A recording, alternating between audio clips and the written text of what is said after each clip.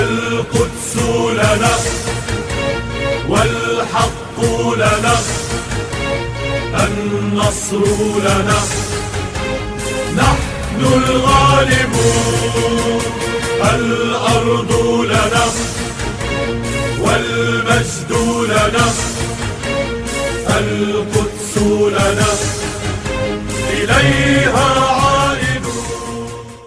Assalamu alaikum wa rahmatullahi wa barakatuh. Pourquoi parler de la cause palestinienne? Lors de nos précédents épisodes, on a eu à apporter des éléments de réponse à cette question cruciale. Aujourd'hui, nous continuons sur la même lancée en disant que la troisième des causes qui nous pousse à parler de la cause palestinienne est que ce sont des musulmans qui sont en train de subir ces atrocités.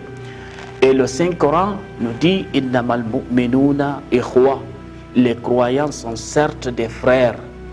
Et le Saint-Prophète nous a dit que les musulmans c'est comme une seule bâtisse. Les musulmans forment un seul corps. C'est-à-dire dans leur amitié, dans leur assistance mutuelle, c'est comme si c'est un seul corps. De sorte que si c'est l'œil qui avait mal, tout le reste des parties du corps aussi allait s'associer, allait se solidariser à l'œil, pleurer avec l'œil et avoir mal comme l'œil a eu mal. Est-ce que vous voyez? Et donc les musulmans, étant donné qu'ils sont comme ça et que ces gens-là, les Palestiniens, sont des musulmans, nous aussi, nous devons lutter, nous devons parler de ces Palestiniens-là, nous devons les soutenir moralement mais aussi matériellement, par tous les moyens, parce que ce sont nos frères musulmans. Et pourquoi les soutenir? Puisque c'est des musulmans, mais aussi c'est des musulmans qui sont en train de subir une injustice. Ce n'est pas de leur faute s'il y a des gens qui sont venus occuper leur territoire, s'il y a eu des gens qui sont venus les coloniser. Est-ce que vous voyez? Les spolier de leurs biens, de leur territoire, de tout cela, tuer leurs femmes et leurs enfants. Donc nous devons les soutenir. Et leur soutenance, en première position, revient à être contre celui qui est en train de les oppresser, de ne pas être avec l'oppresseur. Est-ce que vous voyez?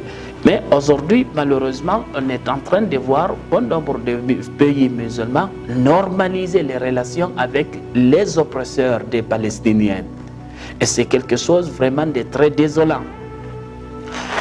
Donc c'est solidariser avec les oppresseurs, c'est être oppresseur.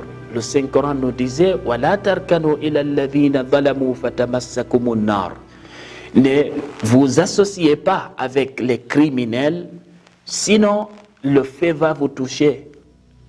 Et donc ceux qui sont en train aujourd'hui de normaliser ces relations-là avec l'État, sioniste, ils doivent penser à ces versets-là.